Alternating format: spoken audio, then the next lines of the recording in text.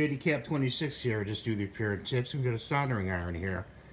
And remember that little tool I made in the other video?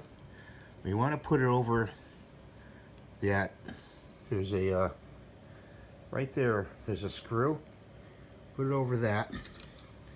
Take one of these binder clips, okay, and put it on there like that. So you have something like this. And then you can put your soldering in between that. You don't want to split the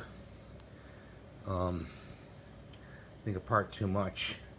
But then you put the solder in there, you know, cut a piece, put it in there, and then you can apply it to your application a lot easier. Okay, and if you wear gloves, you can even squeeze the thing together. You know, wear gloves so you don't burn yourself.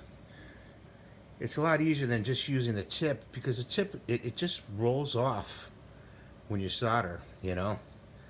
And this, well, it's all going to heat up when you heat it up, so be very careful.